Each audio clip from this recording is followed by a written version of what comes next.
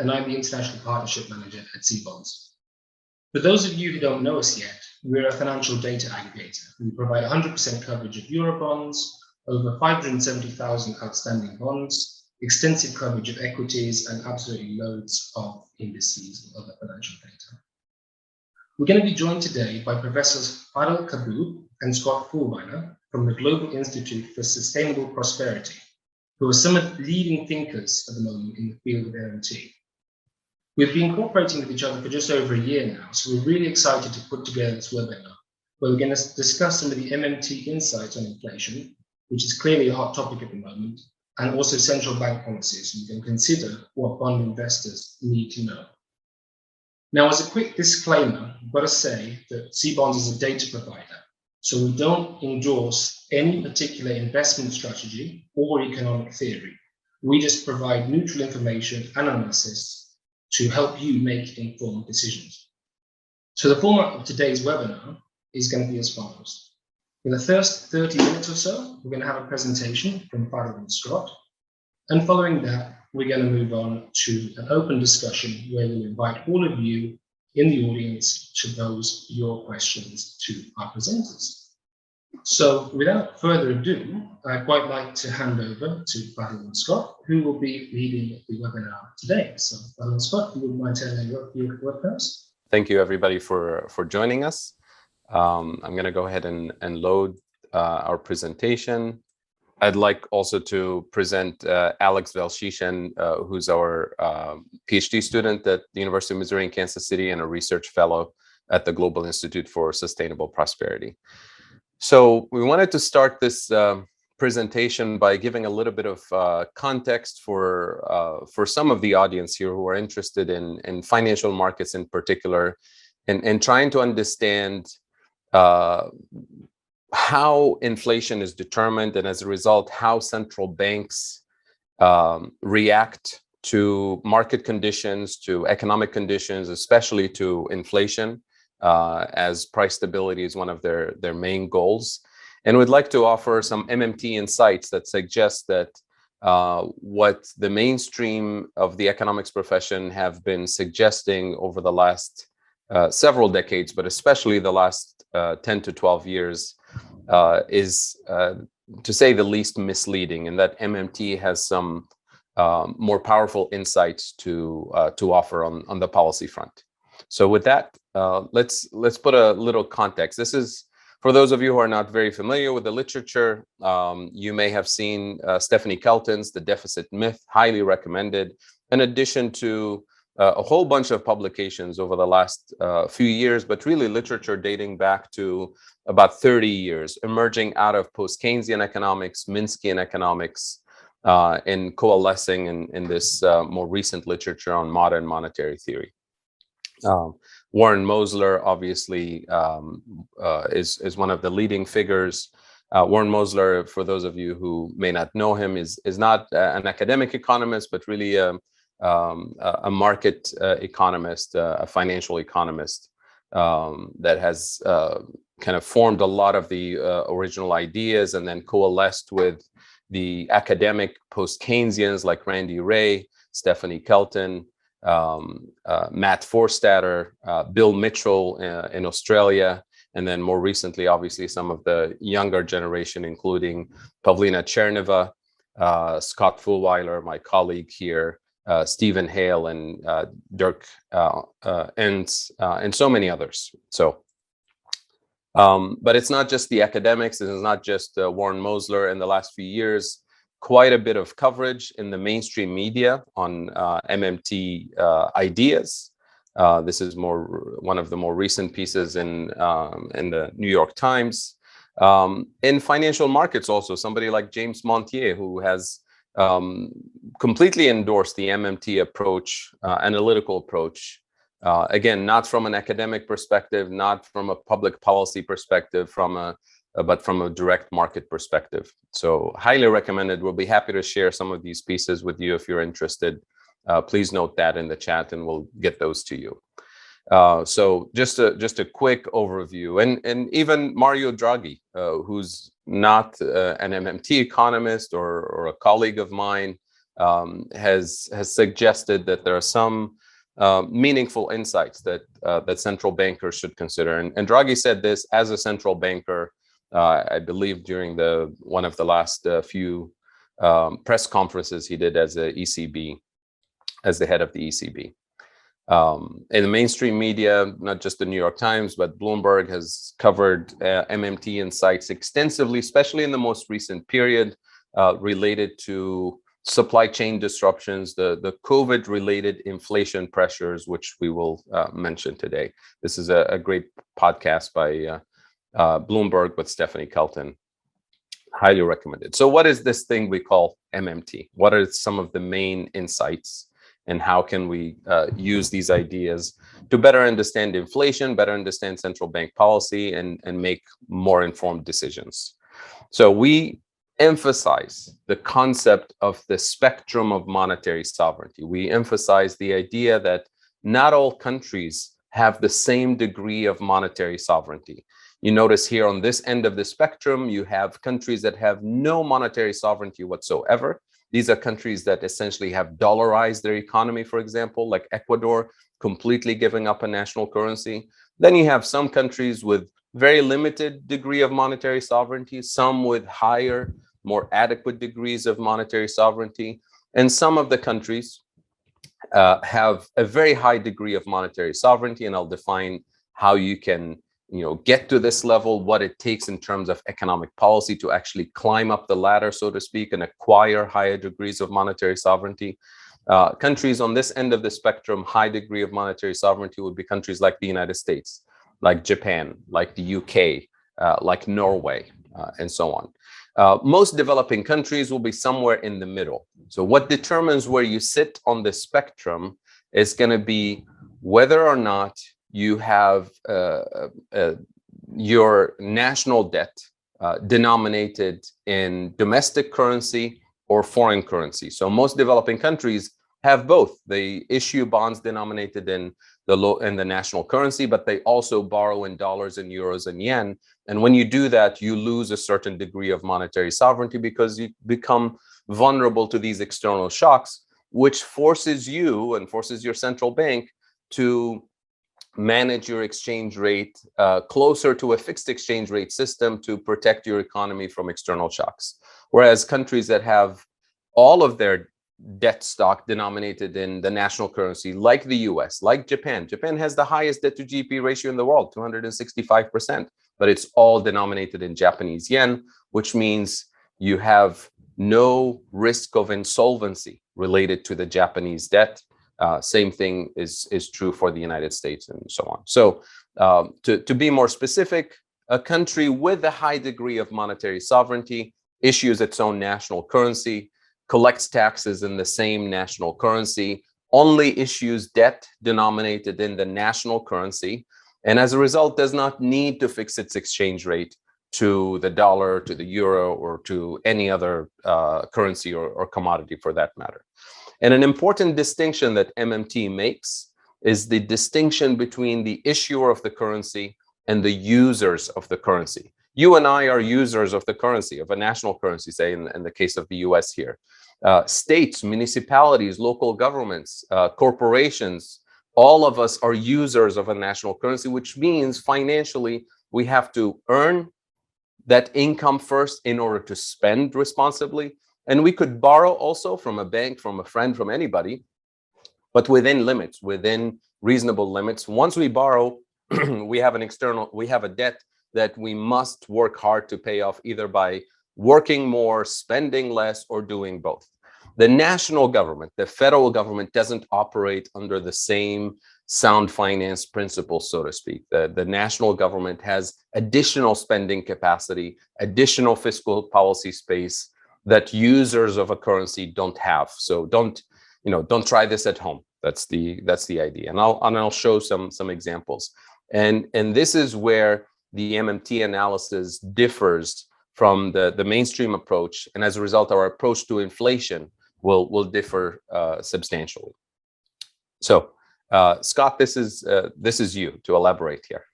So, as Fadhel was noting, one of the key characteristics of monetary sovereignty is to be the currency issuer with debt only in that currency. And you might have noticed on the previous slide, was also noting that another characteristic would be not needing to fix the exchange rate.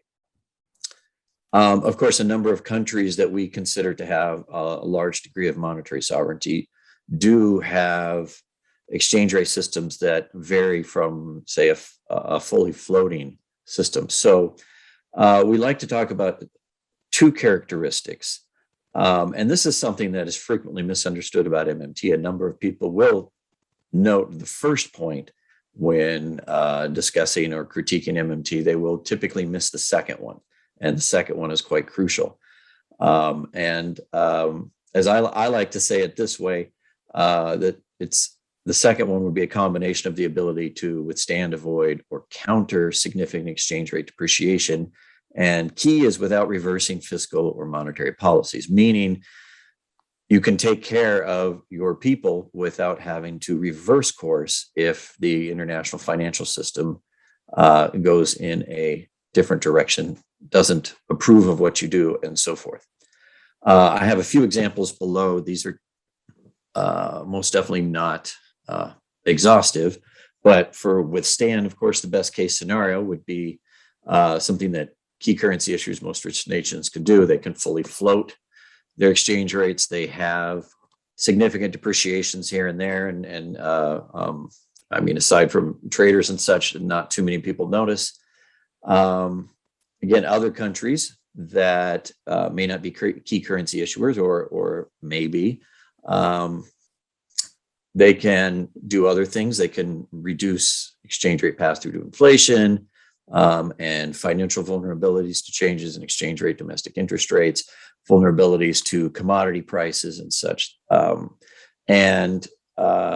This isn't an either or. These are all things that all countries can be doing. The U.S., in fact, could be reducing we know right now, could be reducing its vulnerability to oil price increases and food price increases and such. So, and then avoid, let's see, the whole thing isn't showing up on my screen, so I'm going to do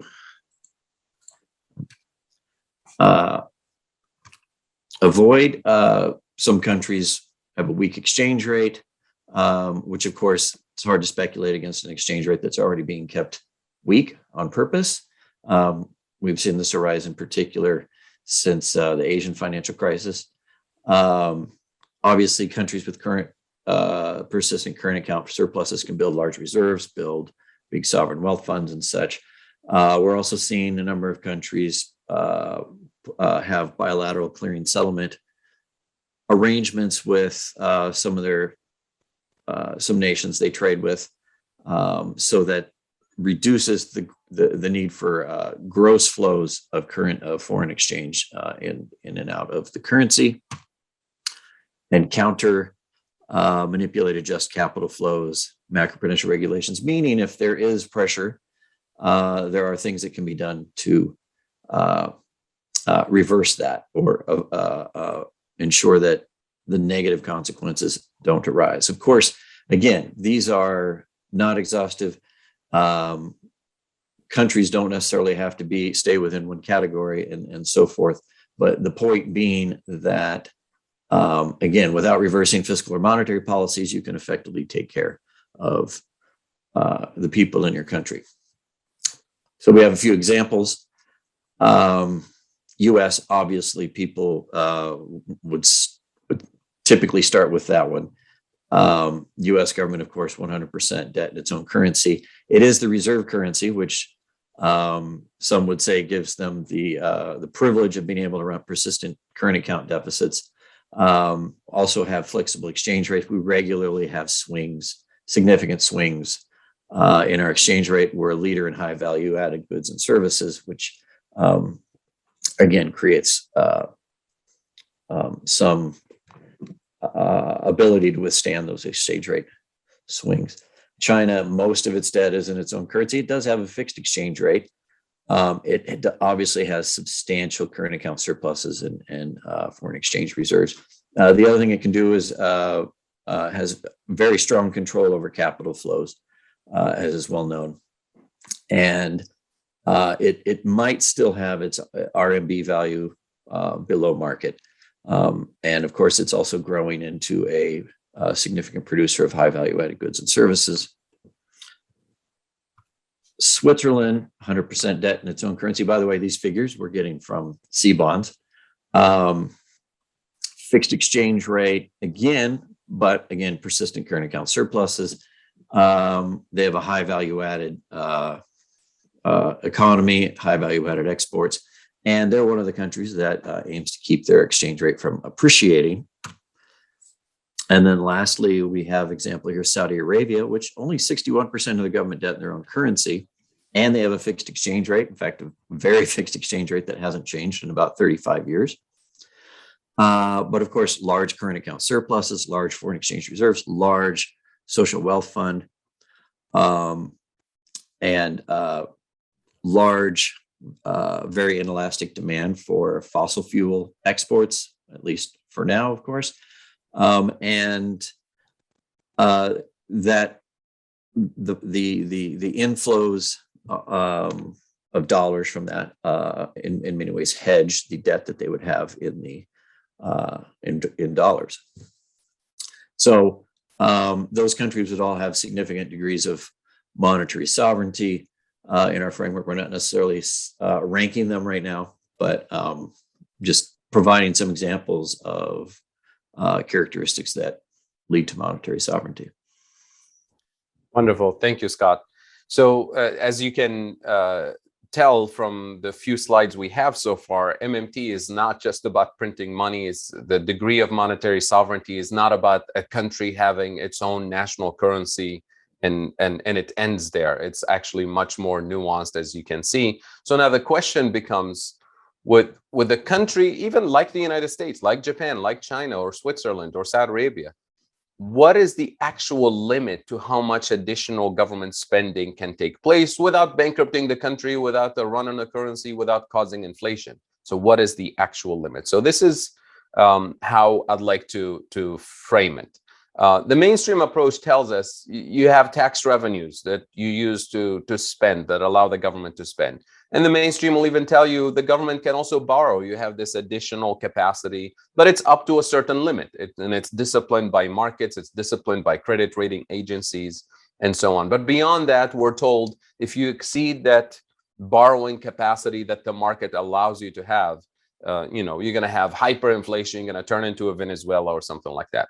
What MMT is suggesting is that there's this additional spending capacity, this bright yellow space. That's not infinite. Notice it's constrained, but the real constraint here, according to the MMT approach, is the actual risk of inflation, that red bar that limits your capacity. And we're saying this untapped spending capacity is out there. It's not infinite. We should have strategic decision-making processes that are MMT informed to allow us to tap into that space without causing inflation. So the big question for MMT becomes, what determines the risk of inflation? I mean, this idea that MMT doesn't care about inflation is nonsensical, because we're literally obsessed with assessing the risk of inflation. That's the whole MMT project in a sense. So the risk of inflation for me is determined by a couple of factors. One is the availability of productive capacity. That is, if you run out of machinery, technology, equipment, labor, specialized in particular areas of production, raw materials, if your supply chains are disrupted, if your logistical capabilities are incapable of delivering on time or delivering at all, then you're constrained on the real side of the economy. And if you spend more by increasing demand in those areas, you create inflation pressure points, and as a result, you increase the risk of inflation. So the good news about the lack of productive capacity, the weakness of your logistical capabilities, supply chains capabilities, the good news here is that you can invest strategically to increase productive capacity in key areas, such as domestic food production, such as renewable energy production, such as logistical capabilities in your ports, in your transportation system, to improve your supply chains, to get rid of bottlenecks. And when you do that, not only do you create millions of jobs, but you also end up taming the risks of inflation, and as a result, increasing that bright yellow space, pushing the risk of inflation further and further out. A more recent example that many of you have heard in the news recently is the inability of ports in the US, incapacity of the ports in the US to actually unload and deliver via trucking all the stuff that's coming from China and other parts of the world. And President Biden, in one of the more recent statements he made, his administration made, $17.5 billion will be immediately allocated to ports in the US to build additional capacity to speed up the unloading and as a result unclog the supply chain that we've been seeing, which is the actual one of the actual sources of inflation and sources of disruption in the US. So that's item number one. Item number two is the abusive market power and price setting behavior of key players in the economy. Think of your telecom companies, think of your pharmaceutical companies in the United States, think of any entity that's not that doesn't have enough competition, where your antitrust laws are either inadequate or inadequately enforced. When you have that type of inflation risk, it's not going to go away by spending less. It's not going to go away by austerity policies. It can only go away by taxing and regulating that market power out of existence. So from an MMT perspective, the purpose of taxation and regulation is extremely important in managing the risk of inflation, taming the risk of inflation. And if you're able to do both on the productive capacity and logistics side, by investing more, spending more, not spending less, and by taxing and regulating abusive market power, then you're able to increase that additional spending capacity without causing inflation. And this applies both to developed and developing countries. And this is one of the key strategies for developing countries with a weaker degree of monetary sovereignty on that spectrum to gradually increase the degree of monetary sovereignty over time. So monetary sovereignty is not something that you declare by decree. It's something that you acquire via strategic policies, strategic investments, and effective taxation and regulation of market power. So that's really a major paradigm shift that we're suggesting here. So the root causes are inflation. When you look at all the countries that we've looked at, the US, Russia, Tunisia, Ukraine, all the major sources of inflation are always, almost always, far beyond the reach of monetary policy. They're in the real economy. So you have central bankers trying to target inflation using interest rate policy when the actual source of inflation is logistics and supply chain disruptions, or market power by pharmaceuticals, or market power by real estate companies, or speculators in real estate markets. So most of the time, the actual sources of inflation are way outside the jurisdiction of the central bank, and they also happen to be in the jurisdiction of fiscal authorities, your parliament, your Congress, your prime minister's office. They have the capacity to spend public funds strategically investing to build up capacity, including capacity on the technical educational skills side of the equation, but also have the capacity and the jurisdiction to tax and regulate market power accordingly. So fiscal policy is better equipped to target actual inflation pressure points, and the examples abound here. I'll give you an example. Tunisia, I'm originally from Tunisia. Tunisia's sources of inflation are imported oil and gas, imported grains like wheat, and the central bank tries to target inflation by raising interest rates. How can that affect OPEC decisions to change oil prices? How can that affect wheat prices, which are determined by global suppliers like Russia and Australia, the US, or the Ukraine? It has nothing to do with the jurisdiction of the central bank. But what the central bank does is that it essentially forces the creation of additional employment, weakens the position of local consumers. In other words, throws people under the bus in the name of price stability. And that's just unacceptable and ineffective, to be honest. It's very important to recognize that prices and the sources of inflation are much closely connected to the legal, regulatory, administered, and budgetary aspects of fiscal policy. All of this is on the fiscal policy side, on the regulatory side, not in the hands of the central bank, with very few exceptions. So central bank policy can assist, can complement strategic inflation targeting or inflation taming policies on the fiscal side. So what does mainstream economics say about inflation targeting? This is not us saying it. This is the mainstream. In the last 10 years, Fed says we have no reliable theory of inflation. This is the ECB trying to target inflation for the last 12 years. Inflation target at 2%, not even close. And this is aiming at higher inflation after the 2008 crisis. So you can't even, raise the price level, let alone having the tools to lower prices or to keep inflation within a particular margin. So what does MMT have to say about this? And here we want to, address a few myths about MMTs, about debt monetization and fiscal dominance and all that. So Scott, take it away. Typical interpretation of MMT that is prevalent, almost always without citation and such, is that MMT is simply debt monetization plus fiscal dominance. Fiscal dominance being where the fiscal authorities effectively run deficits with very little consideration of their macro consequences and getting in the way of the central bank's attempts to manage the economy and such. On the face of it, there'd be no reason to develop a school of thought around that in the first place. There's not much interesting about debt monetization and fiscal dominance. So hopefully people, when they think about it, recognize, well, there has to be more to it, or what would they have been doing for the last 25 years? But at any rate, short answer, of course, is no, as I was alluding to. And go ahead. Okay, there we go.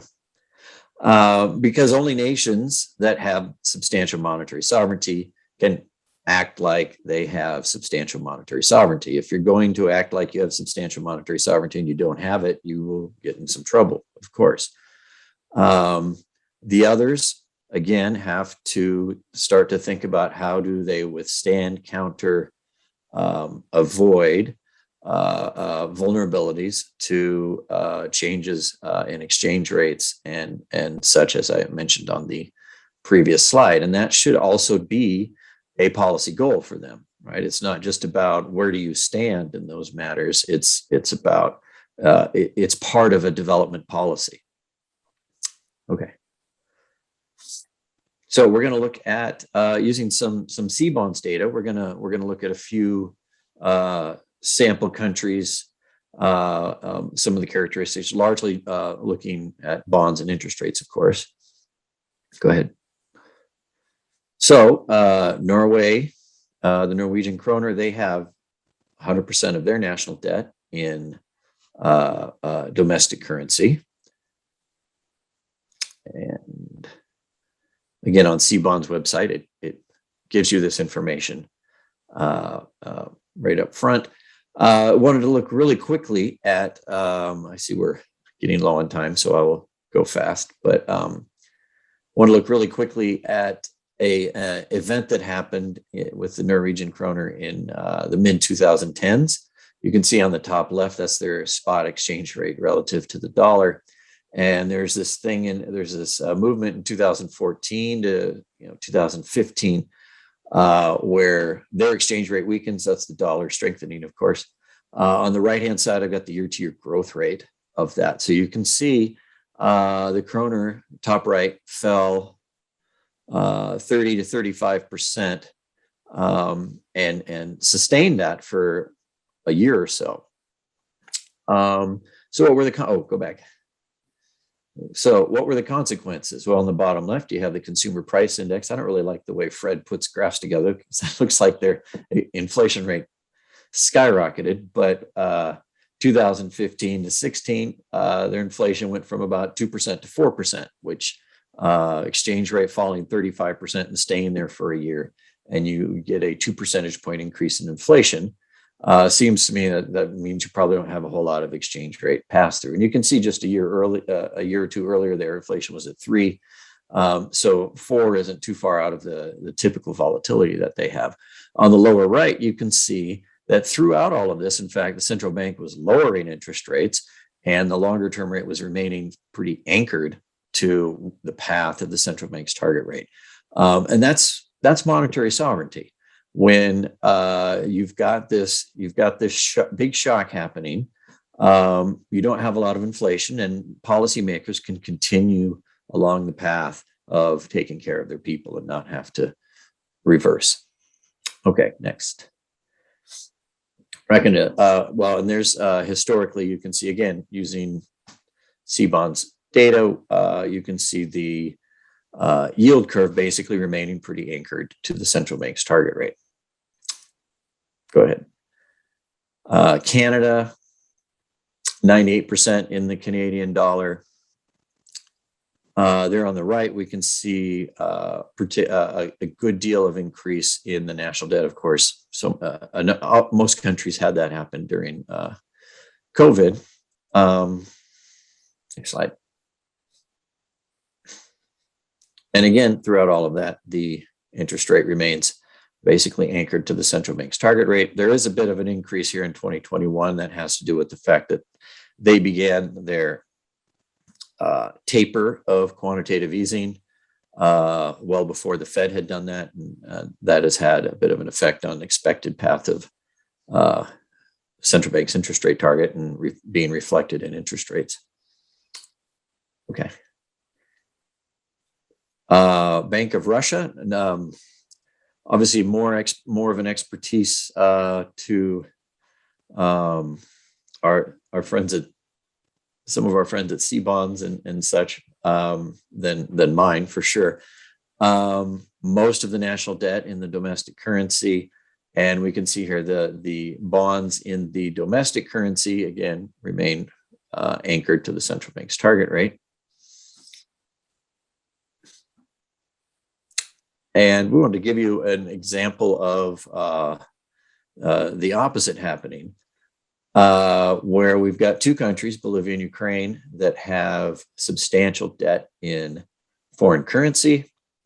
And of course, when you issue bonds in a foreign currency, the interest rate is no longer something that is as much under the control of the domestic monetary authorities. And these rates here are spreads over the US Treasury rate.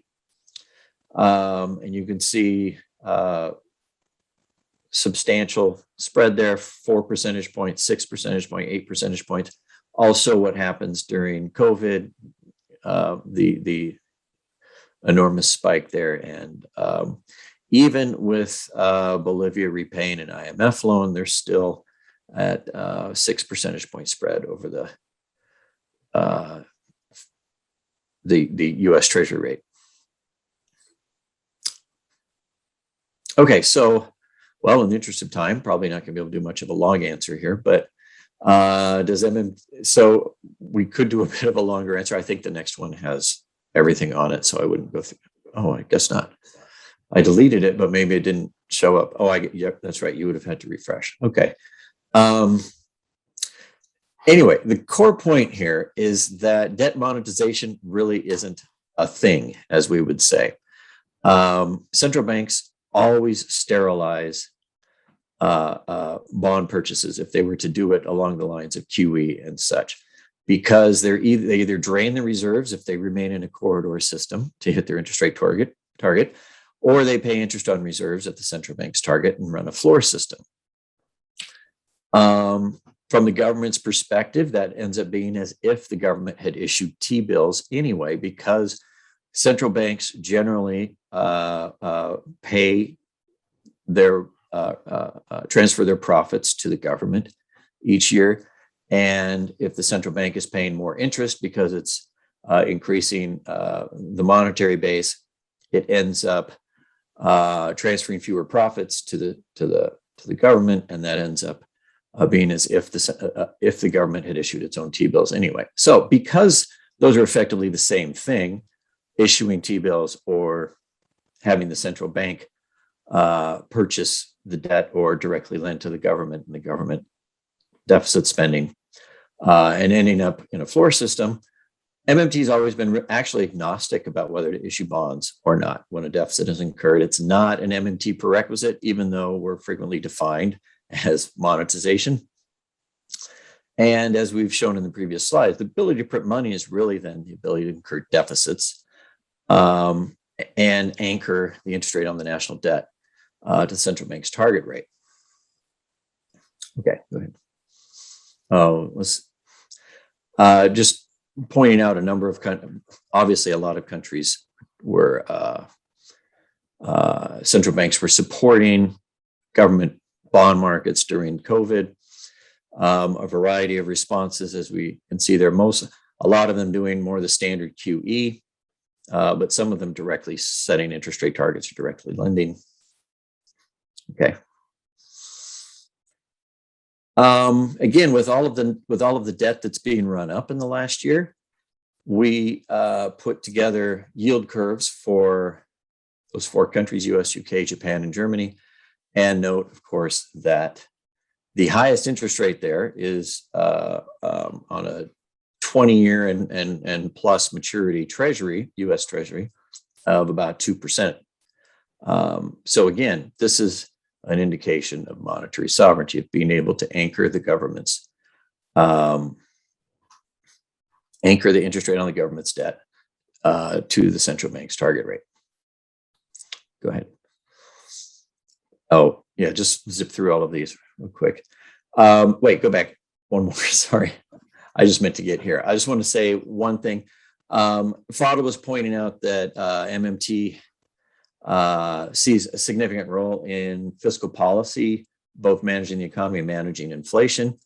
We do want to, of course, point out that we have always seen a very substantial role for central banks. It's not like we want central banks to go away per se, because there is a great deal of need to manage credit cycle swings in the economy. Those of you familiar with the work of Hyman Minsky, we tend to be Minskians. And Minsky was very concerned about asset price bubbles and such, and had a number of suggestions for dealing with that. Although he tended to think that the interest rate rule was a blunt tool, and suggested a number of macro and micro prudential tools, as we do. We obviously do see an active role for fiscal policy, but the context is we want to replace the budget constraint with an inflation constraint. We believe there should be a fiscal policy complement to the central bank's concern over an inflation target, and that fiscal policy should be play a complementary role to the central bank in managing the economy within the context of an inflation constraint, inflation target as well. Okay. I'm not going to read all of these, but fiscal dominance tends to mean that central banks are being, say, usurped by fiscal authorities. And I just wanted to point out that these sorts of things are already happening. So people who think that monetization and such are inherently inflationary, these sorts of things are already happening, and virtually nobody's batting an eye out there. So, in the interest of time, I'll just stop there, though.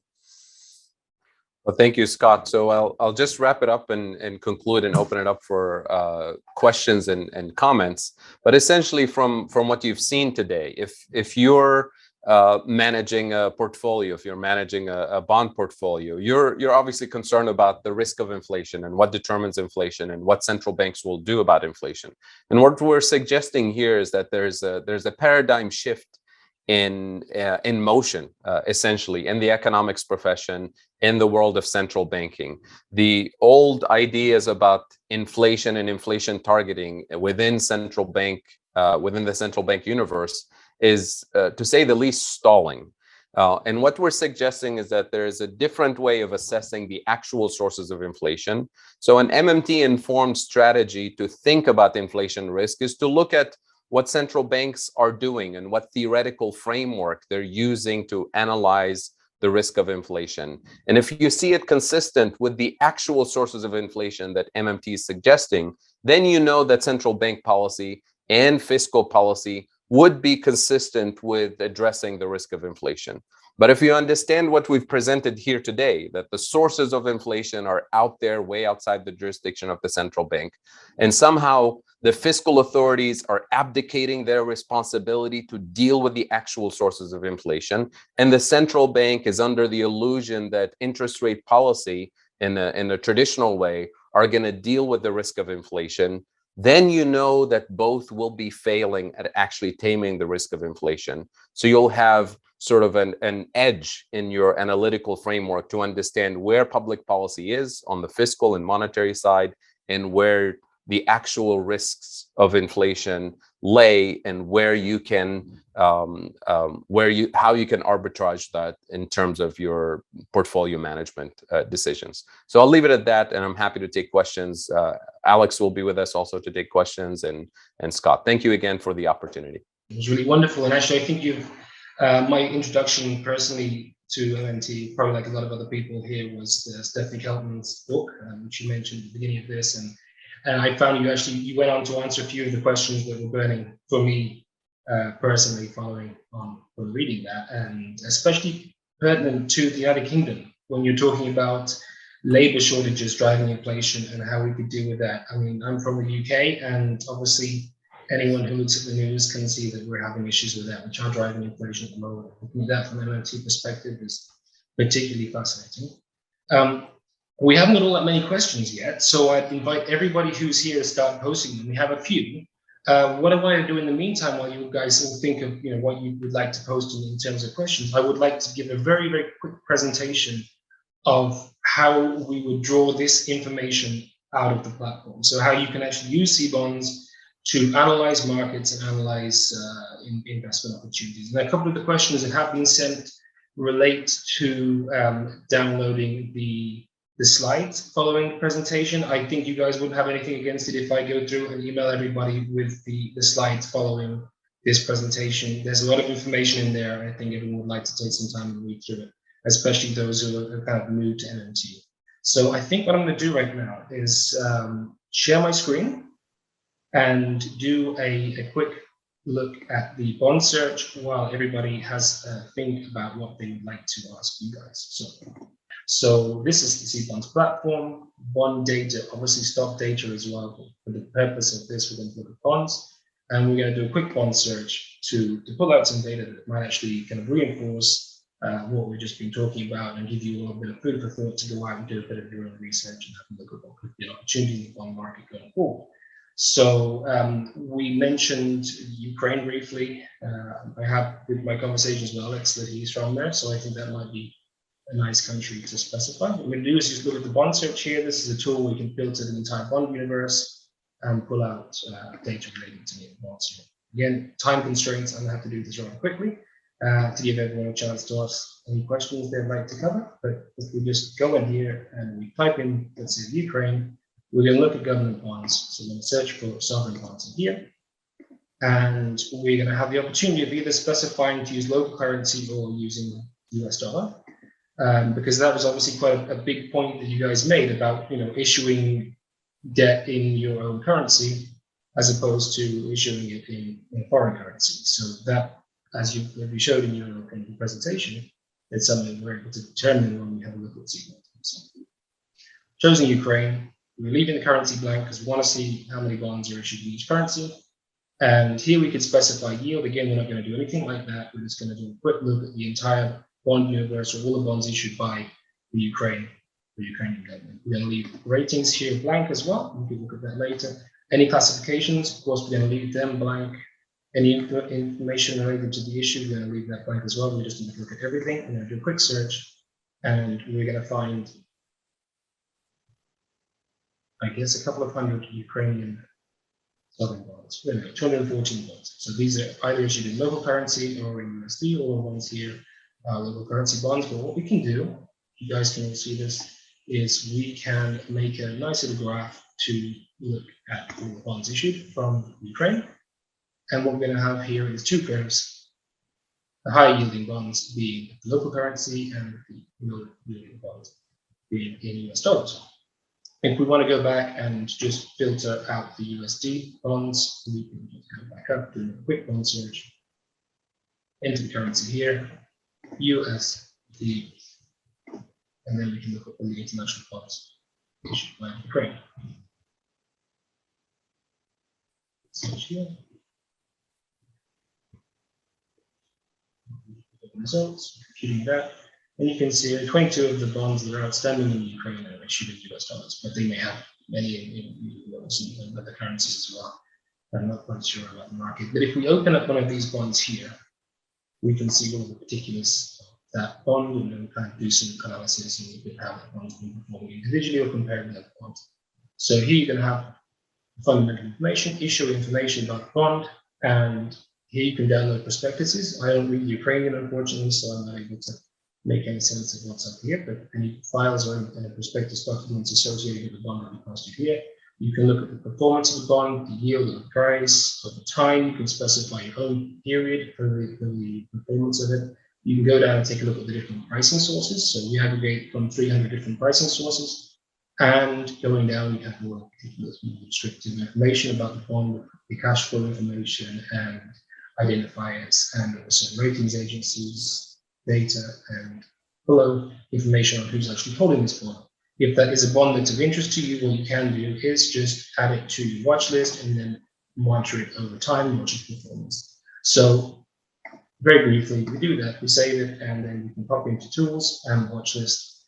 But there's a lot of information, there's an awful lot of indices and other things here to explore. We don't have time to cover everything on the platform today. So I'm going to basically call it a day here with the platform, and I would invite everybody going forward, if you haven't tested it yet, if you're not using it, just to drop me an email. I'll give you the details at the end of this and how to do that. I'll get in touch with you, and you're welcome to take a 7-day free trial of it if you haven't already used the service. So now we're going to look at some of the questions that are being posted by the audience. So now I guess you can see me again. And in that meantime, since we're doing that, we've got quite a few additional questions. So let's take a quick look now. Fadhel and Scott, I think you can see the questions here as well.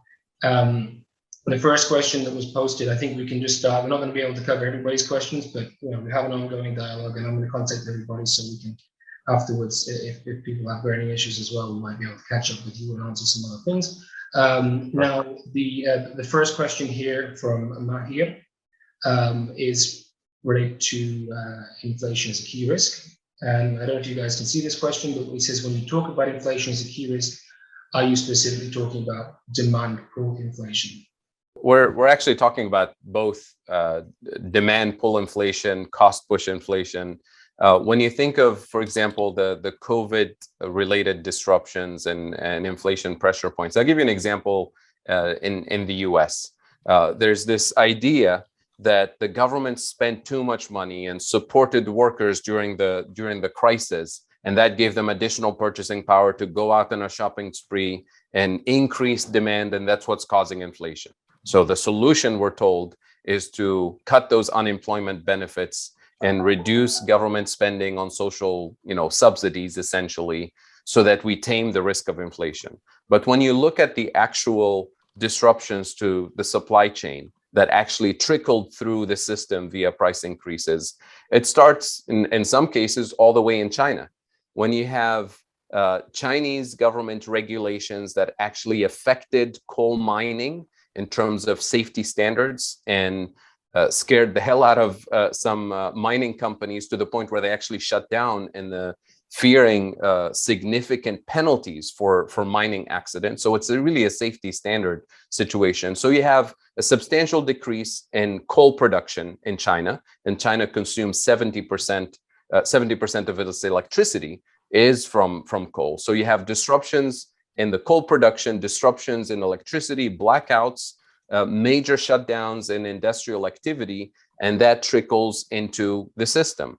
And when it comes to shipping, pre-COVID, shipping a container from China to the West Coast in the US would be about $2,000. Today, it's $20,000. It's first come, first served. It's a bidding war in terms of who's going to deliver your containers. And once you get to the ports in the US, because the logistical capabilities of US ports have not been upgraded for decades, you have another disruption there in terms of the lack of capacity to rapidly unload and load those containers on trucks. So what's happening in the trucking industry? We have a shortage of 80,000 truckers. It's not because they don't want to work, it's because we've Uberized the industry over the last few years, where we're shifting the cost of doing business on the actual independent contractors, the truck drivers. They're paid by the load, they're not paid by the hour, they're not unionized. So what's happening is, if a truck driver is stuck at the port for more than 8 hours on their own dime, essentially, they're losing money on that load. It doesn't make any sense for them to actually deliver it. So they're giving up on delivering from ports. So these sources of inflation have nothing to do with low-income families receiving a check from the federal government so they can pay their rent, so they can feed their kids, so they can pay their bills. It's completely disconnected from it. So the strategic way of addressing those sources of inflation has to do with regulating how we pay truck drivers, for example, regulating the logistics market power that port operators have, that shipping companies have, investing in renewable energy capabilities in China so that we're less dependent on extremely dangerous and precarious and polluting industries, the coal mining industry, to produce goods and services and affect all of this. So it's much more nuanced than the standard textbook demand pull, cost push inflation. We really need to get deeper into the real side of the economy to untangle the actual sources of inflation. And that's really what the MMT is shining a bright light on this perspective. So now tell me, what can the Fed do to affect the coal production or energy production in China? What can the Fed do to change pricing in the shipping industry from China to the US? What can the Fed do to change the way we pay truck drivers in the US or incentivize truck drivers to work? Nothing. But Congress has the regulatory capabilities, in the US at least, to address the logistics at the ports, to address the way we pay workers in the trucking industry. And that's part of the example that I gave earlier in terms of the $17.5 billion that President Biden talked about in terms of investing in logistical capabilities will partly solve the problem. It's not going to solve the problem on China's side, and it's not going to solve the problem of truck drivers being underpaid and abused in the system. So that, just to give you an idea. Scott, feel free to jump in if you have anything else. And Scott, I can see you're actually taking a look through the questions as well, I believe, at the moment. If I'm right, you're still having a look through. I one actually that kind of jumped out at me, just to follow on, Fadhel, from what you were talking about, what the Fed can do as opposed to what Congress can do. So what should Congress do to get control of the current inflation levels? Or is that even a problem? That would be the question that Stephen Greenberg has posed. What should governments like the USA do to get control of inflation? Yeah, well, the first problem that we have is that there's a significant number of people in Congress and in the mainstream of the profession who think that anything Congress will do in addition to what we've done in the last 2 years will be inflationary. Any additional spending will be inflationary. All you have to do is listen to what Senator Joe Manchin and the rest of, quite a few people in, influential people in Congress and the mainstream of the economics profession. Let's not forget that these are major voices in the mainstream press, major voices in academia, and have quite a bit of influence in Congress. So we're talking about changing the narrative, changing the theoretical perspective from the economics profession, but also educating the public and policymakers that they actually have the power, the capabilities to do this. So what can be done? Number one, investing more, not less, in logistical capabilities, investing more in domestic renewable energy production so that we're less dependent on global energy price fluctuations, which feed into the sources of inflation, and addressing the actual structural inequality that has been building up and accumulating for the last 3 or 4 decades. And that's why I insisted on mentioning the situation that truck drivers are dealing with. But it's not just truck drivers, it's underpaid workers across the system who are now labeled as people who don't want to go back to work because they were subsidized during COVID. We really have to tackle this head on. And that's why it was extremely important in the negotiations leading up to the infrastructure bill to include people as infrastructure, to include services and pay and benefits, including childcare benefits, healthcare benefit. These are significant costs that we've unloaded on individuals, on small businesses, and now we're living the consequences of that neglect, of that abuse. So it has to be tackled as part of inflation targeting policies. That's why I keep insisting inflation targeting is not in the hands of the central bank. Central banks will not change social policy in the US. Great answer. Now, I think, Scott, you might be looking at the same question that I'm looking at now as it relates to the bond markets. And I'm just going to, it was posted by an anonymous attendee. The question is, many financial market participants assume long-term bonds reflect inflation expectations. Do you agree? And does this change when applying MMT nets? What I would say is, multiple points to make there. There obviously in some countries like the US are bonds that earn a real return. And so you of course are going to have an arbitrage there between those or potential. I'm using arbitrage loosely, so not necessarily perfect arbitrage whenever I use that word. But in terms of, second point I'd make would be that certainly to the degree that central banks are expected to raise rates when there is expected inflation, there's going to be a reaction there too. The third point I would make is and this varies across nations depending on, say, how liquid bond markets are and such. It depends on how much the marginal trader is concerned about a capital gain or loss versus how much the marginal trader is holding to maturity. Because if you're concerned about capital gain or loss, then expected inflation could very well not be the main concern. It could have much more to do, it would have much more to do with the path of the central bank's target rate. Okay, so what would you make, just my personal curiosity, of the decision in the UK not to increase interest rates that was taken earlier this week? Is that sort of in line with expectations? Is that a mistake? Should they have been increased? Well, so I mean, I think we have to recognize that that traders in the markets are it's to their own financial benefit to figure out what the BOE is going to do.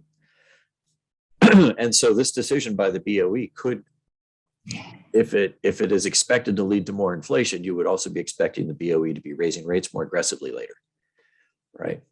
And so in that case, so the question is always, is it your expectation of the central bank being concerned about inflation, or is it your expectation of inflation, right? And so so as I said, though, if the trading is at the margin is on capital gain or loss, meaning the marginal traders aren't holding to maturity, then capital gains and losses very quickly can overwhelm any expected inflation. Absolutely. So I'm just taking a little look down the questions. I don't know how you guys are for time, because it seems like the comment section has just blown up. We have a lot of interest now in the discussions. So that was me. I can go a bit longer. Yeah, we're okay with time. Yeah, it's important to answer people's questions here. Wonderful. So what is the role? I'm trying to answer some of the questions also in the Q&A section so we can move faster. Yeah, no, definitely. And we don't want to leave anybody behind. There's a lot of really good stuff here. Is there something particularly from this list that you guys would feel that you would really like to discuss at this point? Because I can see that you've been going through them and covering a number of different countries here. Well, there's one that I'm seeing right now that is referring to capital inflows and the balance of payments. So it's a point that I didn't have time to address on the slides, where I was with respect to monetary sovereignty discussing current account surpluses. Of course, not every country in the world by definition can have a current account surplus. And so we have a number of countries with current account deficits. That does create, it does reduce degrees of freedom for developing countries in particular, in the sense that they're going to have, obviously, as they get the capital inflows, in that case, they're going to have a corresponding liability. And as I like to say, for developing and emerging market countries, the issue is that it doesn't matter how much you say follow the rules and you do what you've been told. And I think a great example is Indonesia. Inflation targeting central bank grounded central bank independence into the laws very, very deeply. They had a basically the Mosler criteria for their fiscal policy: 60% national debt limit, 3% deficit limit, and so forth, and adhere to that as strictly as they could. You can do everything right, and in the next global financial crisis, the money leaves, precisely because you are not the key currency issuer. You are not a key currency issuer. And so the thing is, as we were saying, reduce your susceptibility to depreciation of the exchange rate and commodity prices and et cetera, because and don't expect that there's anything you can do to keep the money from leaving. Right. I think if you start from that perspective, you're being much more realistic. The other thing that, of course, is helping, and it remains to be seen how much they proliferate and how deeply it goes, is the central bank swap lines. There were a number of countries that in developing emerging market world, obviously, that experienced a lot of massive capital outflows in, say, March 2020. Substantial depreciations in currencies immediately. And within a month, virtually all that had died down. A lot of that because of currency swaps, central banks, the key currency issuing central banks also opening up repo lines for emerging developing market countries and so forth. So, but it remains to be seen how much that proliferates and how much that becomes a backstop. Right. Now, actually, that I think has answered quite a few of the questions that I've seen posted related to developing markets. I think we've killed a few birds with one stone with that. There's some very interesting things here, but I think that answer there actually has a few of them in there. I'm trying to multitask here and read them and follow you. You want to add something to that, Fadhel, or if you'd like to continue? No, that's good, Scott. Thank you. Okay. I've been answering some questions on the chat. Okay. So with your answer, tag team in there. Is there something else you'd like to talk about from those questions? Because feel free to. Sure. Yeah, I'll keep reading. There's something an early question, so I should see if I can do something about that. Persistent inflation in emerging markets, is that going to lead to a currency crisis?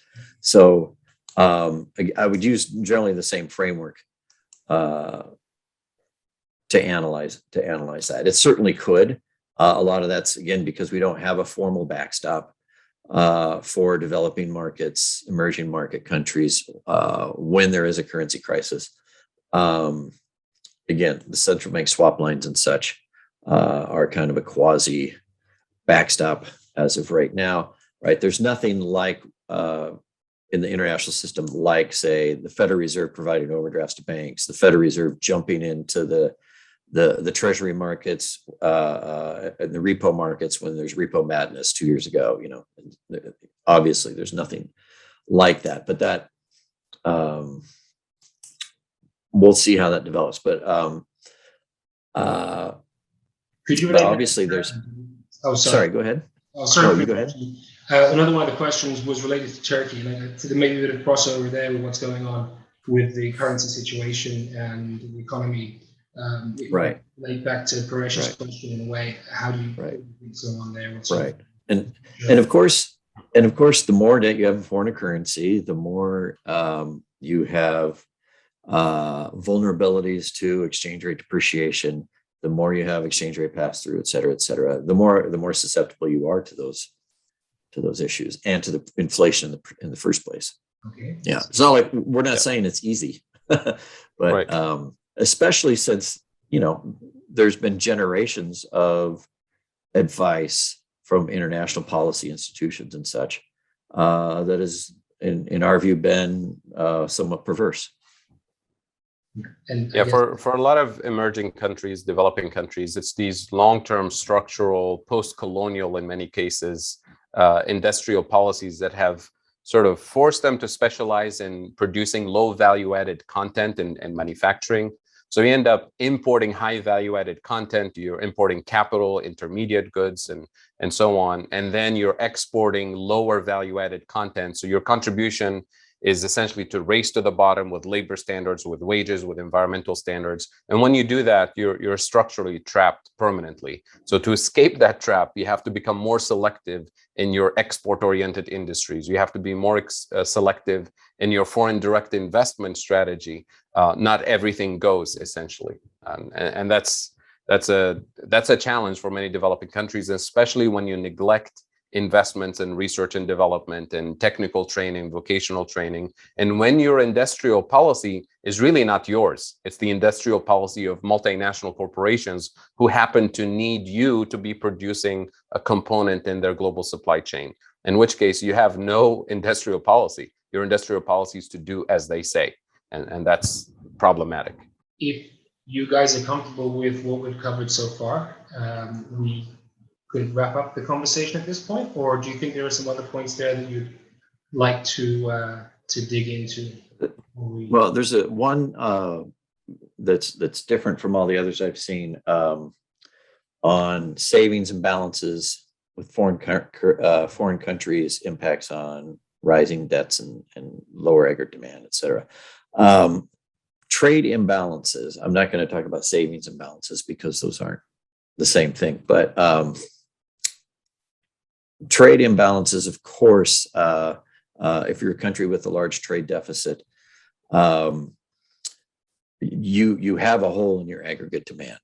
And this is where we talk about, traditionally, and not traditionally, still, in macroeconomics, you look at any textbook, it'll treat fiscal and monetary policy as if those have the same effect. They both just increase aggregate demand. We look at financial position effects of those, and fiscal policy is about trying to get more spending out of more income, like all of the transfers that we had, at least in the US case, during COVID. Monetary policy, reducing interest rates and such, is about getting more spending out of existing income or borrowing in most cases. And those are opposite effects on financial positions. And so it's not a mistake that we have a robust recovery and private, at least household sector financial positions had been quite a bit better. Of course, as the questioner notes, household debt is going up considerably. I'm not exactly sure how that distributes across income, but at any rate, the point being that there's a gap to be filled, and who is filling it? Monetary policy or fiscal policy. It depends on what you need to have happen with financial positions. If financial positions are robust, fiscal or monetary policy can definitely be quite appropriate. The other thing, just quickly, is one of the reasons why you see fiscal surpluses in a number of countries, like say Norway and such, is because they have large current account surpluses. There is not that gap to fill, and so we're typically interpreted as wanting budget deficits all the time, et cetera, et cetera. And no, it's about full employment and low inflation. And if you have a significant trade surplus, you will typically have the opportunity to not run large government deficits, maybe even government surpluses in that environment. And that's perfectly consistent with MMT. And There's one quick question that is also a little bit different that's worth addressing because it keeps coming up, which is a lot of people say, well, the government doesn't create all the money. It's the private banks create a lot of money, and MMT doesn't say anything about this, which is not true, because MMT's origins in some senses from the endogenous money perspective, the post-Keynesian literature. So literally decades worth of publications on this particular point. Obviously private banks don't print money, don't create the currency, but they issue credit. And when you borrow, when you get a loan from a bank, as an individual, you sign a lot of papers, legal documents, closing documents, one of which is called a promissory note, which literally says, I promise to pay back. And it's enforced by a court of law, which means that private banks, by virtue of having a banking license from the government, are in a sense giving the privilege to engage in that process of money creation. So that promissory note of, say, $200,000 for a mortgage becomes an asset on the asset side of the bank's balance sheet. And it's matched by a liability. The liability of the bank is that they now added $200,000 to your bank account and it's available to you. So it's their liability. There's nothing that would stop the bank from increasing simultaneously the size of that asset to $1 million for $1 million home and $1 million liability. What would actually limit the bank's capacity is not having access to deposits from customers or borrowing from somebody else. It's actually doing their job, which is what banks were mandated to do, which is assess the risk of default, the likelihood of the customer actually not paying them back for that $1 million that they're borrowing to build a factory or to buy a house or to do whatever it is with. So their role is to manage the risk associated with that credit. And as a result, money creation by bank credit via lending or by the government or any spending in the economy by anybody, private, nonprofit, government, has the risk of inflation attached to it. So one of the things that central banks can do in terms of managing the risk of inflation in the MMT sense of the term is making sure that those loans are actually contributing to the productive capacity of the economy, that those loans are not speculative, that those loans are not going bad. So regulating what banks do with that privilege that we give them is part of the role of the central bank in taming the risk of instability, the risk of inflation, the risk of default. But when we deregulate what banks do because we believe they do what's best for them and their clients, then we've given up on our capacity as a central bank to actually tame the risk of financial instability, and as a result, put the entire economy at risk. Because if lots and lots of investments are going to the speculative side of the equation, and we're actually not building the productive capacity that we need to make the economy more resilient, then we're actually increasing the risk of inflation. So MMT doesn't ignore the fact that banks have a role to play here. It's just in some presentations, we tend to focus on some aspects, but not other. But, I highly recommend people look at Randy Ray's work, Stephanie Kelton's, Scott Fullwiler's work, everybody else's work in the last 30 years is on endogenous money and the role of banks. I mean, Minsky's work is all in this space, and MMT simply building on that tradition. Yeah, I like to say that if we haven't been talking about endogenous money and bank credit, I don't know what I've been writing for the last 20 years then. But also just on the face of it, the point is not correct, even though that's not a fight I want to pick per se, in the sense that government money is paper currency and reserve balances. And this whole thing about banks create 95% of the money. Well, I don't know what country currency is only 3 or 4% of, what's going on. Plus, I mean, since 2008, we've got The monetary base in the US, at least, is 25%, 25% of GDP. So there's quite a lot of it going on. And of course, when governments spend, they create bank deposits and so forth. So anyway, it's I think it's the question comes from a basic misunderstanding of what MMT has been doing. It's not something we ignore whatsoever, and it's our contribution, at least on the public money side, has been to incorporate the public money side. There's a lot of other people talking about endogenous money besides us. The public money side has been mostly us.